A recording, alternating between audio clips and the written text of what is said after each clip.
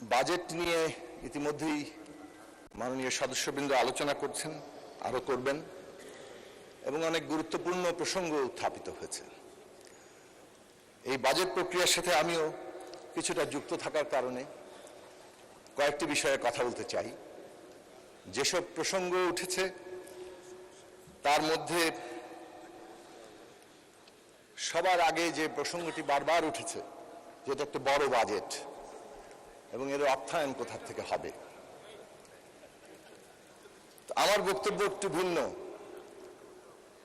সেটা হচ্ছে যে আমরা যদি আমাদের পার্শ্ববর্তী দেশ সহ বিভিন্ন দেশের দিকে তাকাই, তাহলে দেখা যাবে যে সাধারণভাবে জিডিপির 30 থেকে 33% বাজেট প্রণীত হয়। সেই তুলনায় বাংলাদেশে এখন বাজেট হয়েছে 13.5% মতো। যদি বাংলাদেশের জনসংখ্যার হিসেব আমরা করি এবং আমরা যে বাংলাদেশকে যেখানে নিতে চাই সেই জায়গার বিবেচনা করি, তাহলে আসলে সেই বাজেট বরং আকারে ছোট বাজেটই। কিন্তু বাজেটের আকার, বাজেট ভালো না মন্দ, এই সব কিছু তো আসলে একটা প্রেক্ষাপটের সাথে যুক্ত। স্থান, কাল, পাত্র নির্বিশেষে তো কোনো ভালো মন্দ হয় না, কনটেক্সটের উপরেই সবকিছু নির্ধারিত হয়। আমরা কোন কনটেক্সটে দাঁড়িয়ে আছি? আমরা উত্তরাধিকার সূত্রে পেয়েছি একটা ধ্বংসপ্রাপ্ত এবং একটা ভঙ্গুর অর্থনীতি। অনেকগুলো ক্ষেত্রে অর্থনীতির, ব্যাংকিং এবং আর্থিক খাত সহ ধ্বংস করে দেওয়া হয়েছে।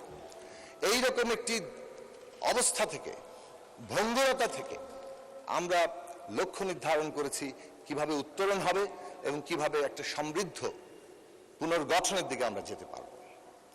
কাজেই এই যে পথরেখা, সেই পথরেখায় বাংলাদেশের বর্তমান সামর্থ্য অনুযায়ী এই বাজেট তার আকার নির্ধারিত হয়েছে। এই বাজেটের আকার আরো বড় হতে পারত, কিন্তু সামর্থ্য যতটুকু আছে সেই জায়গা থেকে দাঁড়িয়ে আমরা কোন নীতিতে যেতে পারতাম। আমরা যদি দুনিয়ার উদাহরণগুলো দেখি, তাহলে দেখব একটা সংকট থেকে যখন অর্থনীতির উত্তরণ ঘটাতে হয়, তখন সাধারণভাবে একটা এক্সপ্যানশনারি অর্থাৎ একটা প্রসারণশীল বাজেটই সেই কাজটা সমাধান করেছে। ইতিহাসের দিকে তাকালে, বিভিন্ন দেশের দিকে তাকালে এটাই আমাদের সামনে প্রধানভাবে সামনে আসবে। কাজেই আমরা একটা রক্ষণশীল বা সংকোচনমূলক বাজেটের চিন্তা করিনি। রাজনৈতিক সরকার হিসেবে এই বাজেট একটা প্রসারণশীল বাজেট হিসেবে সামনে এসেছে, কিন্তু বাস্তবতার সাথে সঙ্গতি রেখে, অর্থাৎ বিদ্যমান বাস্তবতায় সামঞ্জস্যপূর্ণভাবে যে বাজেট দেওয়া সম্ভব ছিল সেই বাজেটই এখানে প্রণয়ন করা হয়েছে। এবং 9,37,000 কোটি টাকার বাজেট, এটা সবচেয়ে যুক্তিসঙ্গত বাস্তব বাজেট হিসেবে এবং আমাদের যে সমৃদ্ধ পুনর্গঠনের লক্ষ্য তার সাথে সঙ্গতিপূর্ণভাবে এখানে দাঁড়িয়েছে।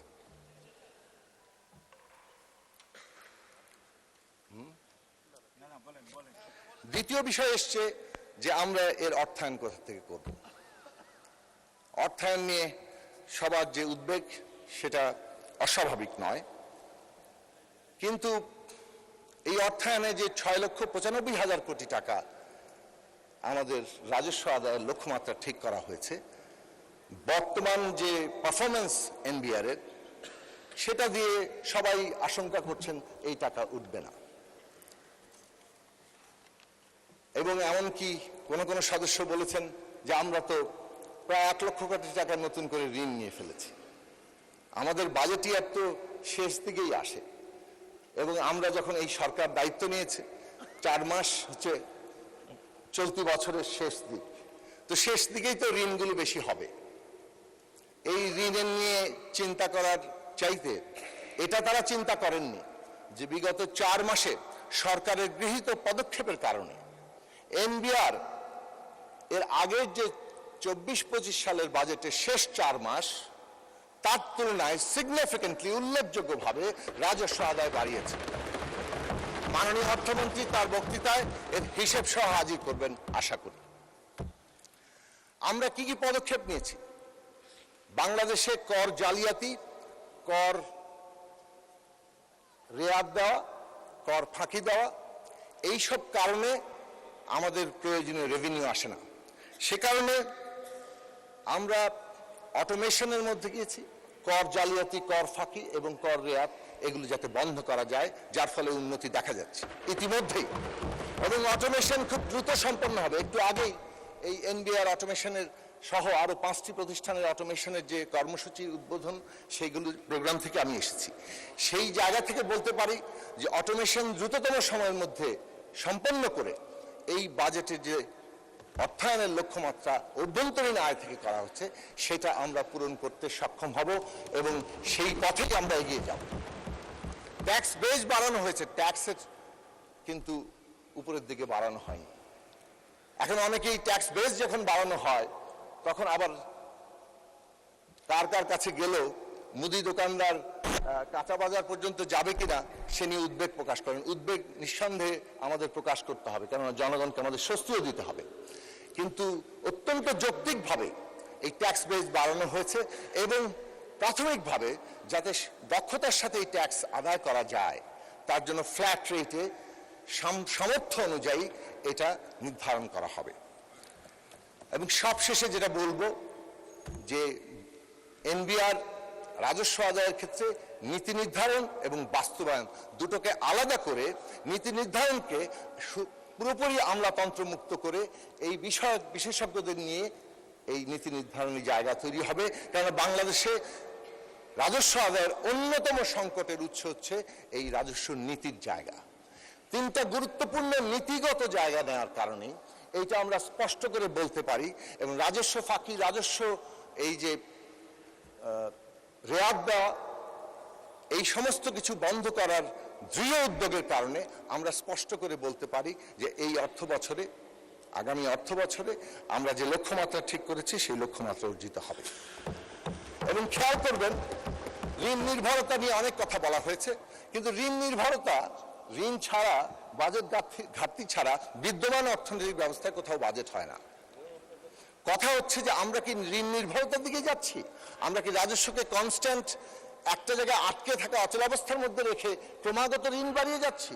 মোটেই তাই না, বরং অভ্যন্তরীণ রাজস্ব আয় বৃদ্ধির যেমন পরিষ্কার নীতিগত অবস্থান আছে, অন্যদিকে ঋণ নির্ভরতা কমানোর স্পষ্ট ইঙ্গিত আছে, যেটা আপনারা এই বাজেটের প্রকাশিত গ্রন্থগুলো, নানা রকম যে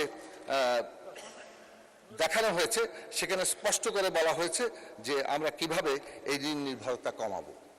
এই আগামী অর্থ বছরে শতাংশ আকারে যা ঋণ করা হচ্ছে সেটা পূর্ববর্তী অর্থ বছরের চাইতে কম, এবং এই ধারা অব্যাহত থাকবে এবং আমরা একটা রেশনাল নির্ভরতার দিকেই অগ্রসর হব। এইটা হচ্ছে বাজেটের নীতিগত জায়গা। তাহলে বাজেটের প্রধান দিকটা হচ্ছে যে একটা বাজেট নিছক আর্থিক বিবরণী হয় না। এটা আমরা সবাই বলি, এখানে বহুবার বলা হয়েছে যে বাজেটের মধ্যে একটা দেশের আর্থসামাজিক রাজনৈতিক নীতির প্রতিফলন থাকে। এই বাজেটে এটা বিশেষ করে বলতে হবে যে একটা সরকার দায়িত্ব নিয়েছে, সংগ্রামের মধ্যে দিয়ে এসছে, অনেক আত্মত্যাগ, রক্ত তার প্রতি দায়বদ্ধ আছে, এবং সেই কারণে ওই 31 দফা যে লক্ষ্যমাত্রা ছিল তার আলোকে যে নির্বাচনী ইস্তেহার তৈরি হয়েছে এবং সেই নির্বাচনী ইস্তেহারের যে পরিকল্পনা প্রকাশিত হয়েছে, বাজেটটা যাতে পুঙ্খানুপুঙ্খভাবে তাকে প্রতিফলিত করে তার জন্য মাননীয় অর্থমন্ত্রী তো বটেই, খোদ মাননীয় প্রধানমন্ত্রী ঘন্টার পর ঘন্টা, দিনের পর দিন প্রতিটি জায়গা পুঙ্খানুপুঙ্খভাবে দেখেছেন। এবং আমরা আবারও বলি, বাজেট প্রক্রিয়ার সাথে কিছুটা যুক্ত থাকার ফলে আমি এটা সাক্ষ্য দিতে পারি যে এইটা বাংলাদেশে একটা দৃষ্টান্ত হয়ে আছে এবং ভবিষ্যতে থাকবে। এইটা একটা ভবিষ্যৎমুখী বাজেট। আবারও বলেছি, সমৃদ্ধ পুনর্গঠনের দিকে যাওয়ার প্রাথমিক ভিত্তি, এবং সে কারণেই একটা সিগনিফিক্যান্ট প্যারাডাইমিক শিফট আগেকার বাজেটগুলোর চাইতে এই বাজেট পরিষ্কার করে প্রত্যেকটি সিদ্ধান্তের ক্ষেত্রে একটা নীতিগত অবস্থান নিয়েছে।